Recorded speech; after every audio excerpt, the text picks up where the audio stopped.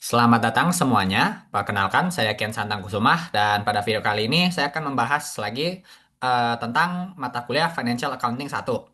Saya akan membahas tentang chapter 13 Non-Current Liabilities tentang subbab Bonds Payable.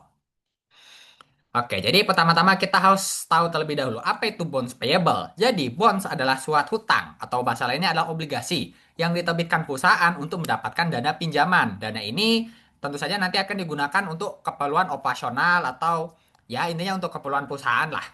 Nah, ketika perusahaan menerbitkan bonds, akan ada persentase bunga. Akan ada bunga yang perusahaan itu harus bayar kepada orang yang membeli bonds tersebut atau biasa disebut investor. Nah, ini ilustrasinya biar lebih jelas apa itu bonds. Misal begini, perusahaan sedang membutuhkan dana.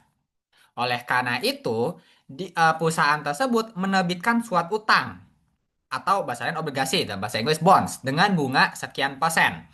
Lalu, misalkan di sini kita bilang aja namanya Budi. Budi adalah seorang investor. Budi membeli suatu utang tersebut untuk mendapatkan keuntungan dari bunga yang disediakan oleh perusahaan. Nah, ketika bonds tersebut sudah jatuh tempo atau dalam bahasa Inggrisnya maturity date, perusahaan yang membutuhkan dana ini yang meminjam uangnya Budi harus membayar Budi senilai dengan uang yang dipinjam beserta dengan bunga yang sudah dijanjikan. Makanya di dalam akuntansi dinamakan bonds payable karena ini adalah liability, sebuah tanggung jawab yang harus dibayar oleh perusahaan karena sudah meminjam uangnya. Nah, lalu valuation of bonds. Ketika investor ingin membeli sebuah bonds, tentu saja mereka harus menghitung terlebih dahulu present value untuk menghitung nilai asli sekarang dari bonds ini itu berapa sih? Untuk perhitungannya, mereka akan menggunakan interest, persentase bunga yang mereka akan menghitung berapa persen value dari bunga yang diberikan dan berapa persen value dari prinsipal atau dasar pokok pinjaman itu tersebut. Nah, lalu di dalam bonds ada dua persentase bunga yang berbeda, yaitu ada stated rate dan juga market rate. Perbedaannya adalah kalau stated rate itu adalah persentase bunga yang diberikan oleh perusahaan. Misal perusahaan A menerbitkan bonds dengan bunga 8%. Berarti bonds tersebut memiliki stated rate sebesar 8% karena itu adalah bunga yang diberikan oleh perusahaan tersebut. Sementara kalau market rate atau bahasa lainnya effective yield atau effective interest rate, market rate ini adalah persentase bunga yang disediakan oleh pasar atau perusahaan lain secara umum. Misal di pasar pasti beragam itu. Misal ada perusahaan A memberikan bonds dengan bunga 10%, ada yang bunga 6% dan lain-lain. Ini bisa juga diartikan sebagai persentase bunga yang diharapkan oleh para investor. Makanya di sini juga bahasa lainnya adalah effective yield. Nah, dari stated rate dan market rate ini akan berguna untuk menentukan nilai bonds dari yang kita jual tersebut. Di sini dibilang assume stated rate of 8%. Jadi, ketika kita menjual sebuah bonds payable, ada tiga kemungkinan nilai yang bisa kita jual. Yang pertama adalah premium. Di sini kondisinya um, market rate itu sebesar 6%. Sementara stated rate kita bunganya 8%. Ada selisih ada selisih bunga yang kita berikan. Nah, dari situlah kita bisa bilang bahwa kita menjual bonds kita pada premium dengan harga yang lebih.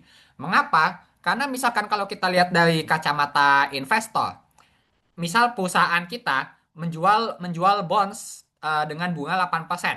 Sementara sementara perusahaan lain hanya memberikan bunga sebesar 6%.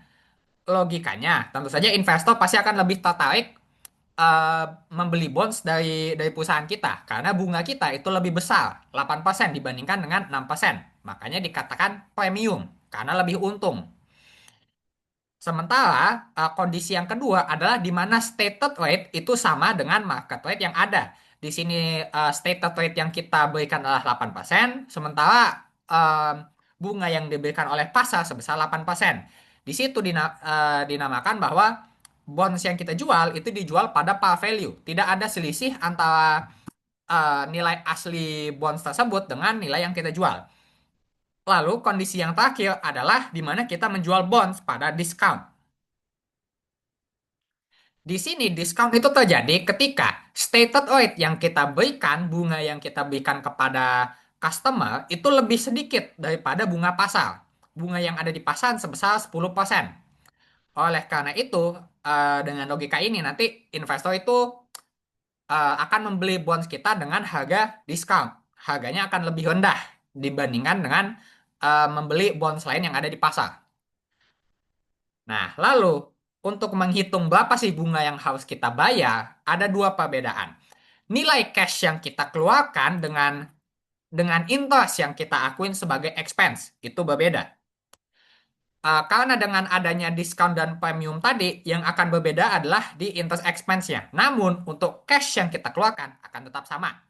Untuk menghitung berapa sih cash yang kita bayar kepada pemegang suatu utang, kita menghitung melalui stated rate, yaitu rate yang kita tetapkan, persentase bunga yang kita tetapkan, yang sudah tertulis di surat utang, dikali dengan face value of the bond. Sementara untuk menghitung berapa interest bunga yang kita akui sebagai interest expense, kita menggunakan market rate atau bunga-bunga yang ada di pasaran, kita kali dengan carrying value of the bond.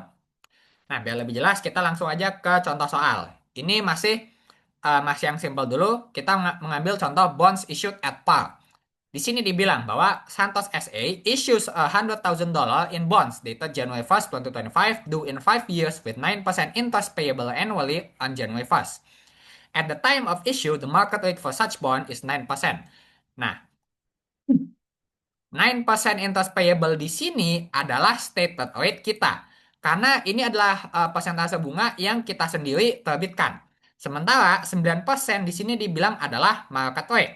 Kebetulan karena ini dijualnya dengan par value seperti di slide sebelumnya, tidak ada perbedaan antara stated rate dengan market rate. Makanya dikatakan bahwa bonds ini terjual pada par value. Nah, kita seperti yang pada slide awal tadi, kita harus menghitung present value terlebih dahulu. Kita harus menghitung present value untuk prinsipalnya berapa dan juga present value untuk interestnya. Nah, prinsipal uh, untuk menghitung present value interest, kita akan menggunakan ordinary annuity. Mengapa menggunakan present value ordinary annuity? Karena bunga ini dibayarkan di akhir periode, bukan di awal periode. Oke, lalu kita langsung aja lanjut untuk perhitungan perhitungan intasnya. Oke, di sini kita menghitung present value. Nah, untuk menghitung present value dari prinsipal atau dasar pokok eh, pinjaman tersebut, kita menggunakan single sum. Present value single sum dengan rumus future value, yaitu adalah $100,000 ini, jumlah yang kita issue, dibagi dengan dalam kurung 1 ditambah I, ini adalah persentase bunga. Persentase bunga yang di sini itu menggunakan stated rate. Kebetulan di sini sama. Untuk yang single sum di sini bunganya menggunakan stated rate, yaitu 9% yang kita terbitkan. Sementara untuk yang present value of the interest payments, kita menghitungnya menggunakan rumus PV ordinary annuity, yang dimana di sini L adalah jumlah jumlah cash pembayaran interestnya, yaitu sebesar $9.000. Lalu I di sini adalah kita menggunakan market rate. Nah, sementara N di sini adalah periode. Periode berapa banyak, berapa banyak terjadi pembayaran. Karena di soal ini di sini adalah annually dan jatuh temponya dalam waktu 5 tahun, maka eh, N-nya di sini kita dapat angka 5. Karena dalam jangka waktu 5 tahun terjadi 5 kali pembayaran karena dibayarkan dengan annual. Maka kita mendapatkan masing-masing bahwa present value prinsipalnya sekarang sebesar $64.993 dan present value bunga yang akan kita bayar sebesar $35.007. Karena di sini kita jualnya dengan par value, maka present value atau selling price of the bonds itu akan sama dengan face value yang ada sebesar 100.000 dolar. Lalu berikut adalah journal entries untuk bonds yang issued at par value. Pada Januari 1, 2025, kita mencatat cash di debit 100.000 dengan bonds payable di kredit 100.000. Ini menandakan bahwa kita menerima cash sebesar 100.000, tetapi ada utang, ada bonds payable yang di masa yang akan datang harus kita bayar sebesar 100.000. Karena lagi-lagi bonds payable ini merupakan pinjaman. Kita menerbitkan surat utang, ada investor yang beli, di masa depan kita harus mengembalikan duit investor tersebut. Lalu pada Desember 31, 2025, kita tentu saja harus menutup buku. Oleh karena itu, kita mengaccrue interest expense yang ada. Interest expense ini didapat dari uh, carrying amount of the bonds, karena lagi-lagi ini kebetulan masih masih par value, belum belum ada premium discount. 100.000 dikali dengan 9% bunga market rate-nya. Interest expense kita akui sebesar 9.000 dan interest payable kita akui 9.000. Karena pada Januari 1, 2026 kita harus membayar bunga kepada para investor. Dan karena kita sudah membayar, kita langsung mencatat di debit interest payable untuk menandakan bahwa interest payable tersebut sudah hilang, sudah kita bayar, dan cash di kredit sebesar 9.000 karena kita membayar interest payable tersebut dengan uang cash. Oke, tadi contohnya untuk yang bonds issued at par. Sekarang saya akan bahas tentang yang bonds issued at a discount. Nah, disinilah perbedaan persentase bunga-bunga tersebut akan berpengaruh. Di sini dibilang, assuming now that Santos issues $100,000 in bonds. Jumlah waktunya masih sama, 5 years, with 9% interest payable annually at year end. Nah, di sini alasannya inilah kita mengapa menggunakan PV Ordinary Annuity, karena dibayar di akhir periode. At the time of issue, the market rate for such bonds is 11%. Di sini kita bisa lihat bahwa ada perbedaan antara stated rate yang kita berikan dengan market rate yang ada, yaitu 11%. Nah, kita lagi-lagi mengacu pada slide sebelumnya, karena di sini stated rate kita lebih kecil daripada market rate, maka bonds yang kita jual adalah dalam discount. Nah, lalu gimana untuk perhitungannya? Nah, lagi-lagi kita harus menghitung present value of the principal. Dan disinilah akan kelihatan. Oh, sebentar. Maaf, tadi saya ada salah. Sebenarnya tadi ada salah ngomong. Untuk menghitung yang present value of the principal, kita menggunakan market rate. Kita menggunakan market rate. Yaitu 11% untuk yang di soal ini. Sementara untuk menghitung present value of the interest, kita menggunakan stated rate. Itu sebesar 9%. Nah, kita masukin angkanya masing-masing dengan bunganya I-nya 11% dan N-nya 5. Nah, kita mendapatkan bahwa present value of the principal sekarang itu 59.345 dan present value of the interest payments sebesar 33.263. Nah, kita jumlahkan dan kita dapatkan bahwa present value selling price of the bonds itu sebesar 92.608. Nah, disinilah perbedaan rate tersebut berpengaruh. Karena kita bisa lihat bahwa yang kita jual harganya itu nilainya itu memang 100.000. Tapi itu untuk di masa depan ketika sudah jatuh tempo. Di masa sekarang karena adanya selisih antara bunga ini, yang kita jual itu lebih lebih rendah daripada 100.000.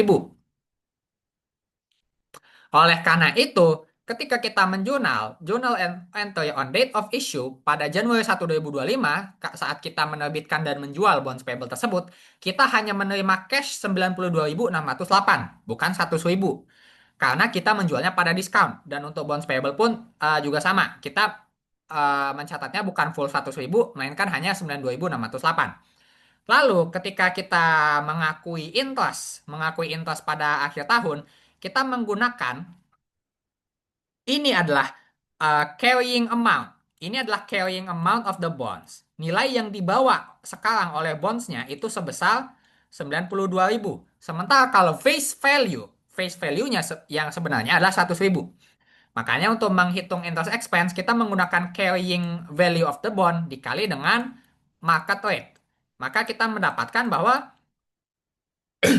interest expense kita sebesar 10.187. Tetapi Untuk bunga yang benar-benar kita bayar, interest payable-nya masih tetap 9.000. 9.000 ini didapatkan dari face value. Face value yaitu sebesar 100.000 dikali dengan stated rate yang kita miliki. 100.000 dikali em, 100.000 dikali 9%, maka hasilnya bunga yang kita bayar sebenarnya itu masih tetap 9.000. Yang berbeda adalah ada ada entry bonds payable di kredit sebesar 1.187. Nah, kenapa hal ini terjadi? Nanti akan ada berhubungan dengan amortisasi, tapi untuk sementara logikanya begini. Face value kita, face value aslinya 100.000. Nilai seharusnya itu 100.000. Tetapi kita jualnya dalam diskon. Lebih rendah daripada 100.000 seharusnya. Nah, di sini karena kita menjual dalam diskon, ketika nanti sudah mau jatuh tempo, nilai uang yang kita berikan, nilai uang yang kita bayar kembali itu harus sesuai dengan face value yang ada. Makanya di sini bonds payable kita masukkan ke kredit karena ini berfungsi untuk menambahkan kembali nilai ke dalam bonds payable yang ada. Agar ketika nanti sudah masanya jatuh tempo, bonds payable nanti akan senilai dengan 100.000 sesuai dengan face value awal yang kita berikan. Oke, lalu kita lanjut. Nah, untuk pencatatan pembayaran jelas cash yang kita ini tetap keluar 9.000 dan bunga yang kita bayar yang sebenarnya hanya 9.000. Oke, tadi masih yang basic-basic. Sekarang kita lanjut tentang effective interest method. Nah, disinilah yang dimana akan muncul yang namanya amortization schedule. Lagi-lagi hal yang sama masih berlaku, ada discount, ada premium. Kita langsung aja. Nah, disinilah effective interest method. Dari awal sudah saya bilang bahwa interest expense yang kita akui dengan cash yang kita benar-benar bayar itu berbeda. Interest expense diambil dari carrying value. Berapa nilai yang dibawa oleh bonds di saat itu dikali dengan effective interest rate. Ini adalah bahasa lainnya market rate. Lalu kita mencari selisih antara interest expense dengan interest yang benar-benar kita bayar dalam bentuk cash. Maka itulah kita mendapatkan hasil dari nilai untuk amortisasi tersebut. Oke, kita langsung aja. Nah, kita langsung aja masuk ke contoh soal. Di sini contoh soalnya untuk diskon. Di sini dibilang, Evermaster AG issued 100,000 euro of 8% term bonds on January 1st, 2025, due on January 1st, 2030, with interest payable each July 1st and January 1. Nah, di sini harus kita highlight, with interest payable each July 1st and January 1, di sini menandakan bahwa ini itu adalah semi-annually, bukan annually. Nah, perbedaan masa pembayaran ini nanti akan berlaku ketika kita ingin menghitung bunganya. Nanti kita harus membagi dua, karena ketika kita bunga itu kan dihitungnya per tahun. Ketika ini semi annually dibayarnya dalam setahun ada 2 kali, berarti otomatis nilai bunga yang harusnya setahun kita bagi dua, karena kita hanya menghitung untuk setengah tahun. Oke. Lalu di sini dibilang investors require an effective interest rate of 10%. Nah, disinilah yang akan kita gunakan untuk mencari present value of the principal. Effective interest rate, lagi-lagi ini adalah bahasa lain dari market rate. Nah, karena di sini kita stated rate-nya 8%, lebih kecil daripada market rate yang ada 10%, makanya dikatakan bahwa kita menjual dalam discount. Oke, kita langsung lanjut ke perhitungannya. Di sini dibilang maturity value of bonds payable. Ketika bonds tersebut sudah jatuh tempo, nilainya seharusnya senilai dengan 100.000. Tetapi ini ketika sudah jatuh tempo, yang berarti masih di masa depan. Oleh karena itu, kita harus menghitung terlebih dahulu present value dari 100.000 ini dalam 5 tahun dengan bunga 10% dan interest payable semi-annually. Di sini dilihat bahwa di sini adalah 10 dan 5%. 10 ini adalah periode N. Sementara 5% ini adalah Intos, bunga bunga bunga market rate, effective interest rate-nya. And di sini ada 10 karena lagi-lagi soalnya kan dibilang bahwa kita membayar semi annually. Karena dalam 1 tahun ketika melakukan pembayaran semi annually terdapat 2 kali pembayaran. And di sini adalah periode pembayaran, bukan periode tahun. Oleh karena itu, walaupun di sini tulisannya 5 tahun, tetapi karena kita membayarnya semi annually, berarti dalam 5 tahun terjadi 10 kali pembayaran bunga. Dan alasannya bunga ini 5% lagi-lagi karena semi annually. 10% dibagi dengan 2 hasilnya adalah 5%. Lalu kita memasukkan ke dalam rumus present value yang single sum, kita mendapatkan bahwa dari prinsipal tersebut, kita mendapatkan present value-nya sekarang senilai 61.391. Sementara kita menghitung untuk bunganya. Bunganya sendiri 4.000. 4.000 didapat dari mana? 4.000 didapat dari bunganya 8% stated rate. Kita bagi 2 terlebih dahulu karena ini adalah semi annually. Lalu kita kali dengan 100.000. Maka kita dapat bunga yang kita bayar sebesar 4.000. Atau cash yang kita keluarkan untuk bayar bunga.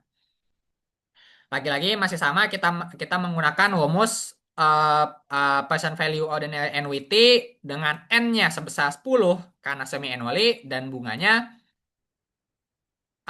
mengikuti mengikuti market rate atau effective interest rate dibagi 2.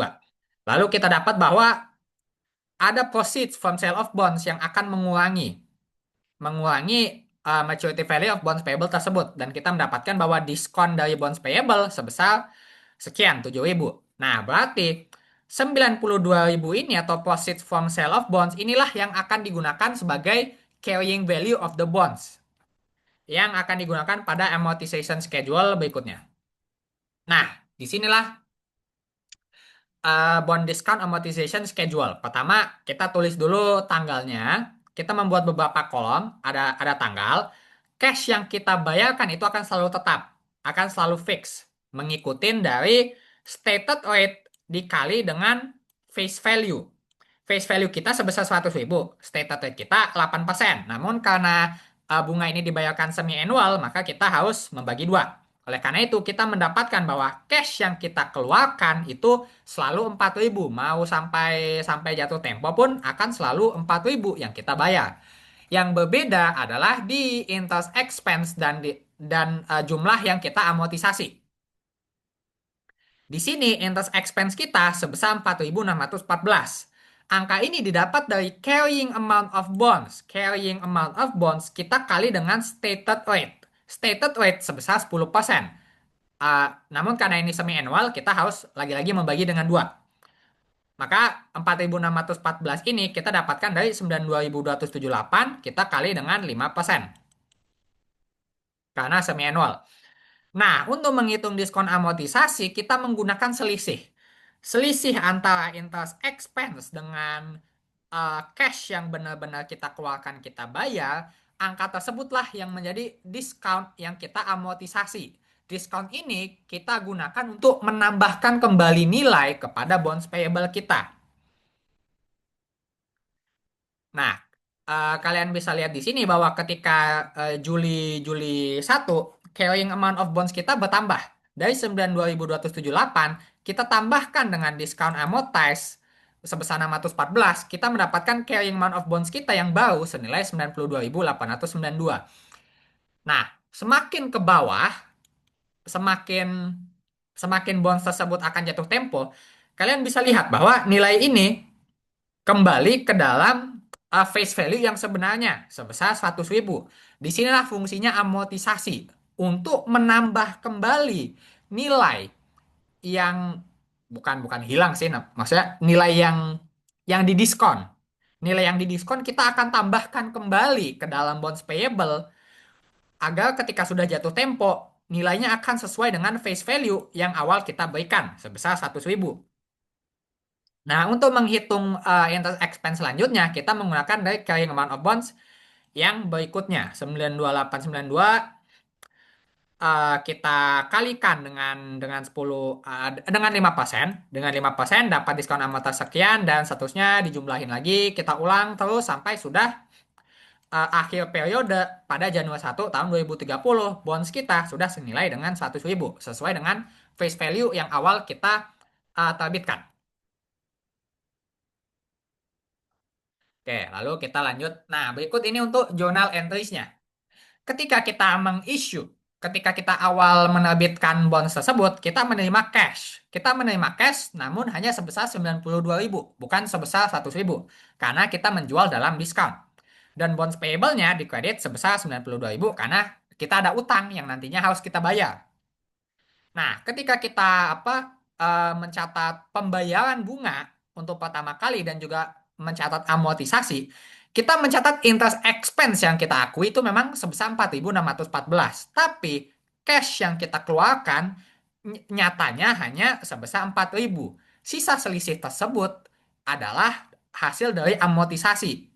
Untuk discount amortize, kita memasukkan ke dalam bonds payable di kredit karena kita ingin menambah nilai. Kita ingin menambah nilai agar 92.000 ini pada jatuh tempo kembali lagi menjadi 100.000 sesuai dengan face value. Oleh karena itu, bonds payable hasil dari diskon amortization kita masukkan ke dalam kredit. Lalu, ketika sudah akhir tahun Desember 31, kita harus mengakkut interest dan amortisasi yang ada walaupun kita belum bayar. Caranya kita cukup interest expense di debit untuk mengakui bahwa nanti emang akan ada interest expense. Lalu interest payable itu sama, masih menggunakan cash karena inilah nilai yang sebenarnya kita bayar untuk bunga. Sisanya ini 645 kita itu pindahkan ke dalam bonds payable karena ini adalah hasil dari amortisasi. Kalau misalnya ini kan Desember 31 2025, pada Januari 1 2026 ketika kita bayar, maka yang kita gunakan itu langsung adalah interest payable untuk mencatat pembayarannya, interest payable di debit pada cash karena kita hanya membayar bunga. Untuk amortisasi diskonnya sudah kita catat pada Desember 31. Oke, kita lanjut tadi yang discount. Sekarang kita akan menghitung yang premium. Lagi-lagi masih sama, 100.000, stated rate 8%, 5 periodenya 5 tahun, semi annually. Cuman bedanya di sini hanya effective interest rate-nya atau market rate-nya sebesar 6%. Bukan 10%. Jadi kita di sini jual dalam premium, bukan discount. Nah, lagi-lagi kita harus menghitung dulu present value. Ini menggunakan single sum dan ini menggunakan ordinary annuity dengan periodenya 10 karena ini semi annual, bunganya 3%, 6% dibagi 2 lagi-lagi karena semi annual, kita mendapatkan hasilnya sekian. Nah, di sini karena kita stated rate kita itu lebih besar, lebih lebih besar daripada market rate, maka akan ada premium. Akan ada keuntungan yang para investor bisa dapatkan. Nah, nilai 108.530 inilah yang akan menjadi adalah nilai uang yang akan kita terima ketika kita mengissue bonds payable tersebut. Nah, kita langsung ke schedule bond premium amortization. Lagi-lagi masih sama, kita masukkan tanggal, cash yang benar-benar kita paid, kita catat interest expense. Nah, bedanya di sini adalah premium amortize. Kalau tadi sebelumnya discount amortize, di sini adalah premium amortize. Dan yang berbeda itu adalah dalam carrying amount of bonds-nya. Kita jual harganya lebih tinggi daripada face value. Nah, untuk cash paid masih sama, kita menggunakan face value dikali dengan stated rate, ini bagi 2 karena semi-annual. Lalu menghitung interest expense, kita menggunakan carrying amount of bonds, yaitu nilai yang premium ini, 108.530 dikali dengan effective interest rate atau market rate, 6%, dibagi 2 karena ini semi-annual, maka kita dapatkan interest expense sekian. Nah, selisih antara interest expense dengan uang yang kita benar-benar bayar akan menjadi nilai untuk mengamortisasi premium bonds yang kita miliki. Kalau kalian lihat di sini, bondsnya semakin semakin lama, semakin jatuh tempo, dia malah semakin kecil. Dari yang awalnya nilainya 108, ketika sudah masanya sudah berakhir, nilainya hanya menjadi 100.000. Berbeda dengan eh carrying amount of bonds yang discount di sini dia semakin jatuh tempo justru nilainya semakin tinggi. Tetapi untuk premium semakin jatuh tempo nilainya akan semakin rendah karena kita menjualnya dalam nilai yang lebih tinggi daripada seharusnya. Nah, berikut adalah untuk penjualannya. Ketika kita menerbitkan pada Januari 1, 2025 dan kita mendapatkan uangnya, kita catat cash di debit pada bonds payable sebesar 108.530. Nah, yang membedakan dengan diskon di sini adalah ketika diamortisasi. Kalau sebelumnya kita mencatatkan bonds payable itu di kredit untuk amortisasi diskon sebagai bentuk untuk menambah nilai dari bonds payable kita, em, ketika di sini bonds payable yang kita catat itu akan berada di sebelah debit, bukan di kredit. Karena kita ingin mengurangi nilai. Kita ingin mengurangi nilai dari bonds payable-nya agar akan menurun menjadi sesuai dengan face value yang kita terbitkan. Namun untuk interest expense tetap didapatkan dari bunga yang kita hitung dengan effective interest rate dan cash-nya masih tetap sama 4.000. Nah, lalu kita akan masuk ke materi bagian paling akhir adalah bonds issued between interest rates. Nah, jadi ketika perusahaan menerbitkan bonds, ada kemungkinan tanggal yang tertera atau dated, dated dengan dated yang tertera pada surat utang tersebut akan berbeda dengan tanggal penerbitan atau tanggal di-issue. Nah, hal ini tuh bisa aja terjadi karena mungkin ada masa administrasi yang bikin penerbitannya lebih lama atau mungkin perusahaan tersebut lagi kesulitan untuk mencari investor yang ingin yang ingin membeli bonds milik perusahaan kita. Nah, ketika hal ini terjadi, perusahaan itu harus mencharge. Perusahaan akan mencharge bunga yang seharusnya sudah terjadi kepada pembeli bonds. Nah, gimana biar jelas? Kita langsung aja ke contoh soalnya. Di sini dibilang, assume Evermaster issued its 5-year bonds dated January 1st, 2025. Di sini dibilang bahwa tanggal terteranya itu adalah Januari 1, 2025. Namun, dia baru di-issued atau mungkin bisa bilang baru terjual lah. Baru terjual pada Mei 1, 2025 dengan nilai par sebesar 100.000. Jadi belum ada premium, belum ada diskon. Nah, pada Mei 1, ketika dia ingin mau menjual, ketika kita akan menerima duit, kita harus menghitung dulu interest expense yang ada. Nah, di sini kalian bisa lihat kenapa kok ini interest expense-nya di kredit emang boleh begitu. Jadi begini, logikanya. Bonds itu bunganya dihitung dari awal dari tanggal yang tertera. Tanggal yang tertera adalah Januari 1. Sementara baru dimiliki orang, baru menjadi kepemilikan seseorang pada Mei 1. Karena dari situ kan ada jeda waktu tuh dari Januari, Februari, Maret, April, Mei, kita kita hitung dari Februari, kan ada selisih 4 bulan tuh. Nah, 4 bulan itu kita harus hitung bunganya berapa. Bunganya berapa yang seharusnya kita bayar. Gini, kalau seandaikan apa? Seandaikan bonds ini dibeli seseorang pada tanggal Januari 1, maka kita yang harus membayar ini akan menjadi interest expense di debit kita. Kita harus membayar bunga tersebut kepada orang yang milik bonds tersebut. Tetapi karena di sini sebelumnya belum ada yang memiliki bonds ini, belum ada yang beli, maka kita akan mencharge.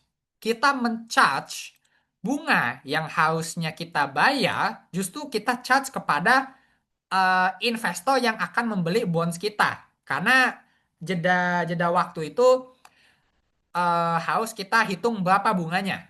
Oleh karena itu, di sini kita catat cash pada cash di debit sebesar 100.000 dan bonds payable 100.000 karena kita jualnya dengan nilai par.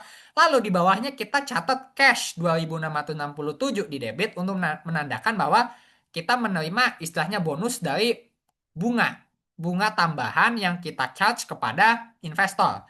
Lalu interest expense di sini mengapa di kredit? Karena ini itu ibaratkan kita yang seharusnya kita bayar, interest expense ini seharusnya di debit, seandaikan kalau ada yang beli di Januari 1 kan harusnya kita bayar nih. Harusnya kita bayar ini kita akuin di interest expense. Tapi karena sebelumnya belum ada yang beli, belum ada yang memiliki, oleh karena itu interest expense-nya kita pindahin ke kredit. Karena ini sudah kita charge ke investor sekarang yang baru beli sekarang. Jadi investornya sebenarnya belinya itu senilai 102.667. Oke. Nah, lalu ketika kita ingin mencatat pembayaran bunga, ketika ketika kita akan membayar bunga, ini masih masih sama, masih semi annual. Di sini kita akan menghitung berapa interest expense yang harus kita bayar dengan menggunakan cash, yaitu dengan face value dikali stated rate. Karena ini semi annual harus dibagi dua, kita mendapatkan interest expense kita 4.000 dan cash yang kita keluarkan sebesar 4.000. Nah, disinilah interest expense-nya yang di kredit itu akan berfungsi. Di sini interest expense di kredit sebesar 2.667 dan interest expense di debit sebesar 4.000. Maka kita mendapatkan balance. Jadi 1.333 ini adalah bunga yang ini POV dari investor. 1.333 ini adalah bunga yang benar-benar dia terima. Karena sebelumnya ketika dia awal beli, dia harus membayar kepada kita 2.667. Dan walaupun ketika sudah masanya pembayaran bunga, oke, dia menerima bunga 4.000. Tetapi dia kan sebelumnya udah ada bayar nih. Udah ada bayar 2.667. Jadi nilai yang benar-benar dia dapatkan atas kepemilikan sahamnya dari Mei ke Juli hanya sebesar 1.333 dolar. Oke, karena tadi kita habis ngebahas yang discount, sekarang kita akan membahas tentang bond issued between interest dates untuk yang premium. Jadi di sini soalnya masih sama, cuman bedanya bondsnya itu di-issued dengan harga premium sebesar 108.039 dan tentu saja yield market rate lebih kecil dibandingkan stated rate yang kita miliki. Oke, untuk penjualan masih biasa, masih standar, cash sebesar 108.000 dengan bonus payable sebesar 108. Nah, untuk interest expense lagi-lagi masih sama, kita menggunakan carrying value karena ini kan dijual dengan premium. Sementara carrying value nilai aslinya sebesar 100.000. Dikali dengan 8% dan selama 4 bulan ada interest expense masih sama 2.667. Nah, lalu di sini kita untuk menentukan berapa interest expense selama 2 bulan, kita menghitung dari carrying value of bonds-nya. Karena interest expense ini dihitungnya dari tanggal terjualnya bonds tersebut, yaitu Mei 1, bukan bukan dari tanggal yang tertera yang ada di bonds-nya. Oleh karena itu, untuk menghitung interest expense berapa yang sebenarnya harus kita bayar, kita mengalihkan carrying value of bonds, yaitu yang sudah dalam premium, sebesar 108.039, dikali dengan effective interest rate-nya, yaitu 6%, namun kita hanya menghitung untuk selama 2 bulan. Makanya di sini 6% kita kali dengan 2 per 12, kita dapat hasilnya adalah 1%. Maka kita dapat bahwa interest expense for 2 months itu sebesar 1.080 euro. Oke, lalu kita lanjut. The premium amortization of the bonds juga hanya berlaku selama 2 bulan. Oleh karena itu, berikut adalah hasil perhitungan untuk amortisasinya. Jadi pertama, ketika kita mencatat pembayaran cash bunga pada Juli 1, kan cashnya yang jumlah yang kita keluarkan tetap fix, tetap 4.000. Yang beda adalah di intosnya. Di sini kan sebelumnya kita sudah mendapatkan intos yang sudah kita charge ke ke ke investor yang sebesar 2.667. Oleh karena itu, maka net cash paid yang sebenarnya kita bayar itu hanya yang sebenarnya kita bayar maupun yang sebenarnya investor terima itu hanya 1.333. Namun, karena di sini ada premium, maka kita harus menghitung interest expense-nya menggunakan effective rate untuk selama 2 bulan bahwa interest expense yang benar-benar terjadi itu sebesar 1.080. Selisih antara sisa net cash paid ini itulah akan menjadi premium amortization kita untuk bonds payable ini. Nah, oleh karena itu ketika pada Juli 1, Evermaster akan membuat journal entry sebagai berikut. Dia mencatat interest expense pada cash sebesar 4.000. Namun, di sini dia ada bonds payable di debit sebesar 253 karena ini adalah amortisasi premium dan interest expense di kredit sebesar 253 untuk mengamortisasi bondsnya. Jadi interestnya dihilangin. Oleh karena itu, interest expense account-nya sekarang itu memiliki debit balance sebesar 1.080. Ini berasal dari 2667, berasal dari interest expense interest expense yang kita charge kepada investor. Ini yang benar-benar kita bayar keluarin dan ini adalah interest expense yang dikurangin untuk mengamortisasi bonds payable kita. Oleh karena itu, kita mendapatkan hasil bahwa balance interest expense yang benar-benar kita keluarkan itu sebesar 1.080 euro. Oke, dan sekian sudah selesai itu untuk materi kali ini, yakni materi tentang bonds payable. Semoga penjelasannya dapat membantu. Dadah.